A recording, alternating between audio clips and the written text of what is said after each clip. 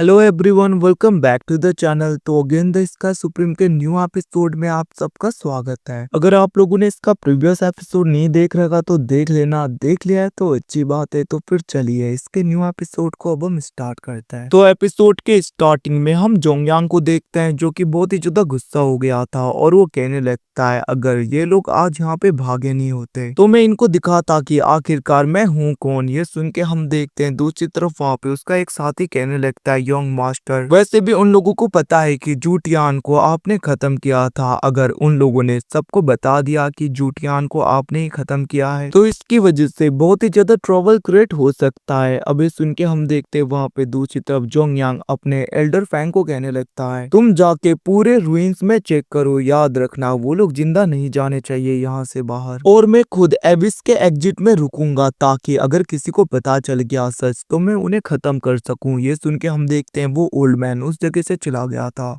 और दूसरी तरफ जोंगयांग अपने साथी को कहने लगता है सियाओ तुम जल्दी से वापस जाओ पहले, और जैंग दी को सब कुछ बताना क्योंकि सब कुछ उसी के हिसाब से अब आगे करना है हमें। और याद रखना कि जूटियान के मौत के बारे में किसी को भी पता नहीं चलना चाहिए जब तक मैं कुछ नहीं कहता। अब ये सुन के वो बंदा भी वहां से चला जाता है। दूसरी तरफ हम टैनी उन सबको देखते हैं जो कि काफी दूर आ गए थे। तभी वहाँ पे जियान कहने लगती है ब्रदर इन लॉ यहाँ पे तो दूर दूर तक कोई भी नहीं है, एक सिंगल एनिमल भी नहीं है। ये सुन के हम देखते हैं वहाँ पे टैन्यू अपने होमिंग डिवाइन आई का यूज करता है जहाँ पे उसे एक लेडी दिखाई देती है जो कि कल्टीवेशन कर रही थी। और ये देखकर वहाँ पे टैन्यू कहने लगा था इस जगह पे एक लड़की है जो कि सेलेस्टियल रिलम के 5th लेयर में है, तो मुझे जहाँ तक लग रहा है ये उसकी टेरिटरी होगी जिसकी वजह से ज्यादातर लोग यहाँ पे नहीं आ रहे उससे डर के। ये सुन के हम देखते हैं वहाँ पे जियान कहने लगती है क्या सेलेस्टियल रिलम के 5th लेयर में ब्रदर वो तो हमसे 2 लेयर ऊपर है, तो वो बहुत ही आसानी से हम सबको खत्म भी कर सकती है, तो हमें यहाँ से भाग जाना चाहिए जल्दी से। ये सुन के वहाँ पे हुसिंग कहने लगता है तुम चिंता मत करो, वैसे भी अगर सच में यहाँ पे सेलेस्टियल रिलम की 5th लेयर वाली कोई लेडी है तो मुझे नहीं लगता जैन फैमिली के कुत्ते यहाँ पे आने की हिम्मत करेंगे। वो लोग ये सब कुछ बातें कर ही रहे थे तभी हम देखते हैं अंदर से उस लेडी की आवाज आती है और वो कहने लगती है यहाँ से निकल जाओ अगर तुम लोगों को जिंदा रहना है तो। अब उसकी एनर्जी इतनी खतरनाक थी उसकी आवाज की वहाँ पे हुसिंग उड़ने लगा था, बट हम देखते हैं वहाँ पे टैनी उसे रोक देता है। अब ऐसे खतरनाक ऑरा को देखकर वहाँ पे हुसिंग भी थोड़ा सा घबरा गया था। तभी हम देखते हैं वहाँ पे मिस बिंग भी कहने लगती है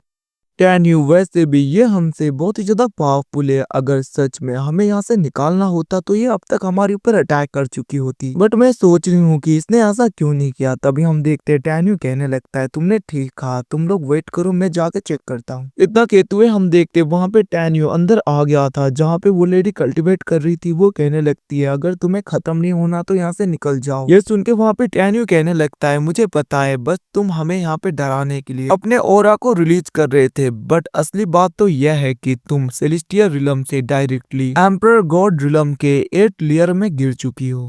ये सुन के वो लेडी कहने लगती है भले ही मेरी कल्टीवेशन नीचे हो गया फिर भी इतना काफी है तुम्हें खत्म करने के लिए, तुम तो बस अभी एम्परर गॉड रिलम के 3rd लेयर वाले हो। इतना कहते हुए हम देखते हैं वो वहाँ पे टैन्यू के ऊपर अटैक कर देती है, बट टैन्यू ने उसे रोक दिया था और वो कहने लगता है तुम्हारे पास में आखिरकार हेवनली नेट गोल्डन आई एनर्जी कैसे आया, आखिरकार तुम इसे कैसे प्रोसेस करती हो, क्या तुम सच में गोल्डन आई कुंगपेंग क्लैन की डिसेंडेंट हो। दूसरी तरफ उस लेडी के मुंह से खून आ रहा था, बट हम देखते हैं वो कहने लगती है तुम्हें बहुत कुछ पता चल गया, आज तुम यहाँ से जिंदा नहीं जाओगे। और वो वहाँ पे टैन्यू के ऊपर अटैक करती है। टैन्यू बैरियर से उसे रोकने लगता है।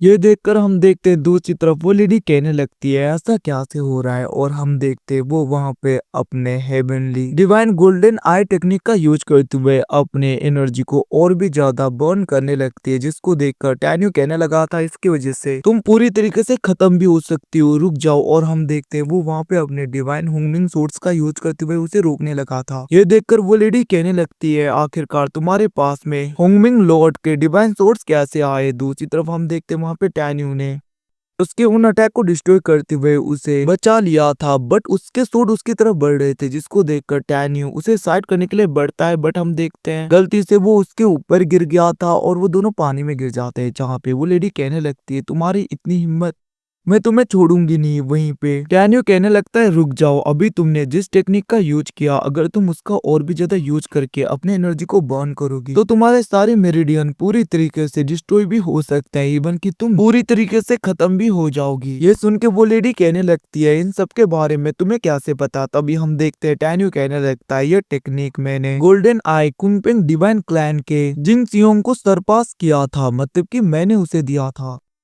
और मैंने उसके वाइफ को भी प्रोवाइड किया था यही टेक्निक। अब ये सुन के हम देखते हैं वो लेडी कहने लगती है वो दोनों तो मेरे पेरेंट्स हैं और उन्होंने कहा था कि होंगमिंग सुप्रीम ने ही उन्हें ये टेक्निक दी थी। इसका मतलब तुम होंगमिंग सुप्रीम हो, बट ऐसा नहीं हो सकता क्योंकि उन्होंने कहा था कि होंगमिंग सुप्रीम के आखिरी रीइंकार्नेशन को पूरी तरीके से डिस्ट्रॉय कर दिया गया था उनके सोल को। ये सुन के टैन्यू कहने लगता है मैं ही होंगमिंग लॉर्ड हूँ और तुम इवन की मेरे सारे डिवाइन सोर्स को भी देख सकती हो, मैं अभी भी जिंदा हूँ और मैं वापस आ गया है। ये सुन के हम देखते हैं वहाँ पे जेंग लू एकदम से ग्रीट करते हुए कहने लगती है सुप्रीम मुझे माफ कर देना, बट हम देखते हैं वो वहाँ पे फिर से पानी के अंदर चली गई थी क्योंकि उसे शर्म आ रहा था। दूसरी तरफ टैन्यू भी कहने लगता है कोई बात नहीं, सबसे पहले मैं तुम्हारी हेल्प करता हूँ क्योंकि ये कल्टीवेशन मेथड ये टेक्निक आउट ऑफ कंट्रोल जा रहा है। ये सुन के हम देखते हैं वहाँ पे जिन लू कहने लगती है शुक्रिया सुप्रीम लॉर्ड, और हम देखते हैं दूसरी तरफ टैन्यू उसकी हेल्प कर रहा था और वो कहने लगता है मिस बिंग जियान तुम दोनों अंदर आ जाओ बट हुसिंग को बाहर रखना गार्ड करने के लिए। ये सुन के हम देखते हैं वहाँ पे हुसिंग कहने लगता है ब्रदर ऐसा क्यों,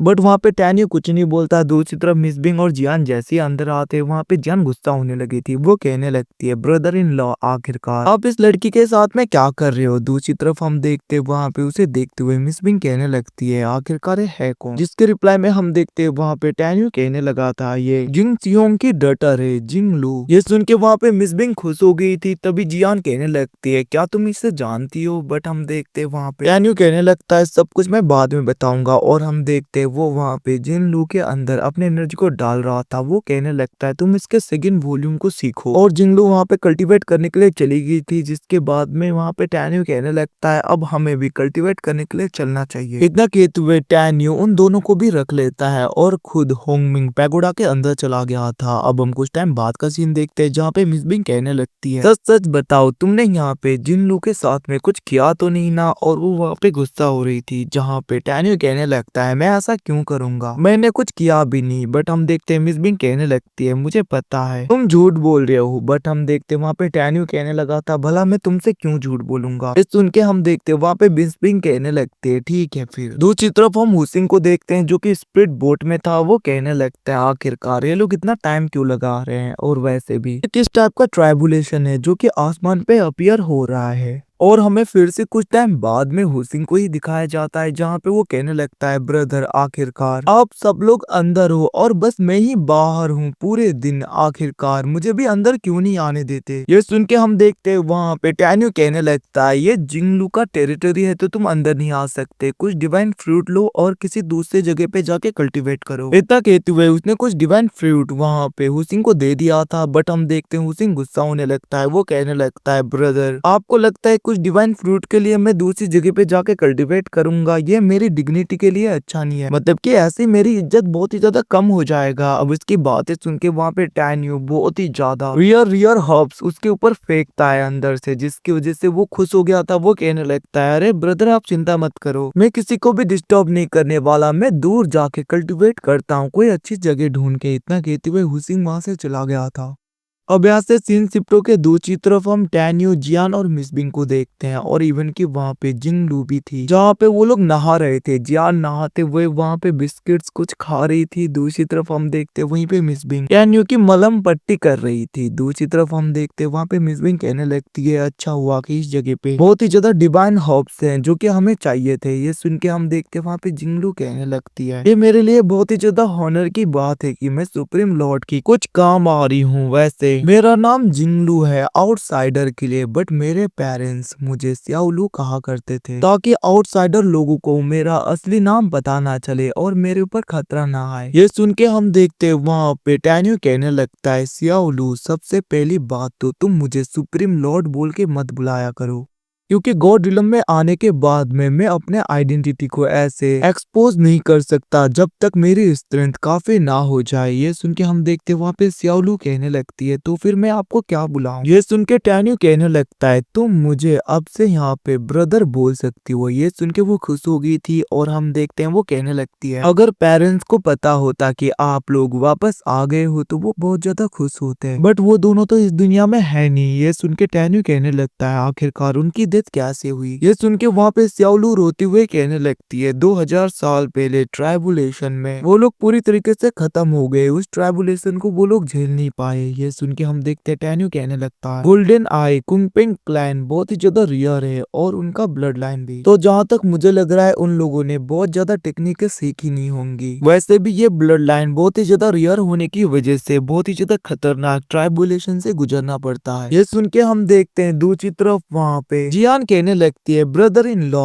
आपको तो उन्हें और भी ज्यादा टेक्निक सिखाने चाहिए थे, ये सब कुछ आपकी वजह से हुआ है। और वो गुस्सा हो रही थी। दूसरी तरफ वहाँ पे मिस बिंग उसे शांत करती है, बट हम देखते हैं वहाँ पे जियान कहने लगती है आपने भी ये सब कुछ किया होगा, आपने भी अपना टेक्निक नहीं सिखाया टाइम एंड स्पेस का ताकि वो लोग बच पाए। अब ये सुन के हम देखते हैं वहाँ पे मिस बिंग कहने लगती है बेवकूफ उस वक्त तो हम थे ही नहीं, भला हम उन्हें कैसे प्रोटेक्ट करते। ये सुन के हम देखते हैं वहाँ पे जियान मस्ती कर रही थी, बट वहाँ पे टैन्यू कहने लगता है तुम्हें अपने कल्टीवेशन में ध्यान देना चाहिए, एक बार देखो वहाँ पे कितनी ज्यादा टैलेंटेड है सियाओलू। ये सुन के हम देखते हैं वहाँ पे जियान गुस्सा होने लगती है, वो कहने लगती है वैसे भी इन्वायरमेंट भी मैटर करता है, इसीलिए मैं ज्यादा पावरफुल नहीं हो पाई, अगर मैं पहले से गॉड रिलम में होती तो मैं और भी ज्यादा पावरफुल हो जाती। ये सुन के हम देखते वहाँ पे मिस बिंग एकदम से उसके ऊपर चली गई थी और उसे गुदगुदी करने लगती है। वो कहने लगती है तुम तो अभी छोटी बच्ची हो, मुझे पता है तुम और भी ज्यादा पावरफुल हो जाओगी। और वो लोग ऐसे ही वहाँ पे खेल रहे थे। दूसरी तरफ हम सियाओलू को देखते हैं जो कहने लगती है ब्रदर आपने कहा था कि जैन फैमिली के लोग आपके पीछे पड़े हैं, आखिरकार वो किस जैन फैमिली से बिलोंग करते हैं।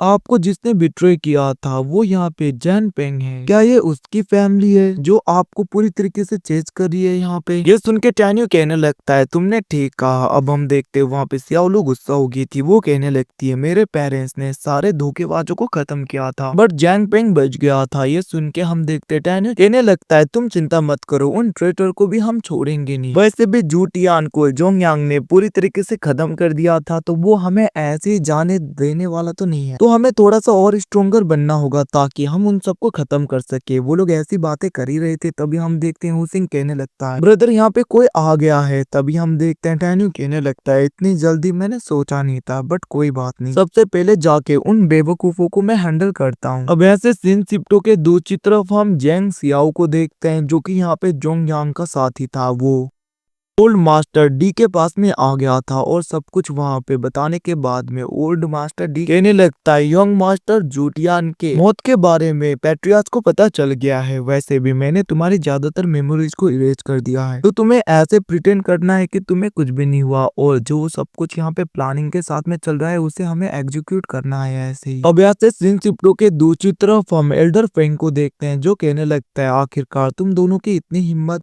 तुम लोग यहाँ पे सीनियर कुंगपेंग के टेरिटरी में आ गए हो। मुझे नहीं लगता अगर उन्हें पता चलेगा तो वो तुम्हें छोड़ेंगी। ये सुन के हम देखते हैं हुसिंग कहने लगता है तुम्हारी हिम्मत है तो तुम अंदर आ जाओ। बट हम देखते हैं वहाँ पे वो ओल्ड मैन गुस्सा होते हुए कहने लगता है यंग मास्टर के लिए हम तुम्हें छोड़ेंगे नहीं। इतना कहते हुए वो अपने लोगों को अटैक करने के लिए भेजता है। बट हम देखते हैं वहाँ पे सियाओलू एकदम से बाहर आ गई थी और वो अपने एनर्जी का यूज करते हुए उन सबको खत्म कर देती है। और वो कहने लगती है तुम्हारी इतनी हिम्मत, तुम मेरे टेरिटरी में आओ।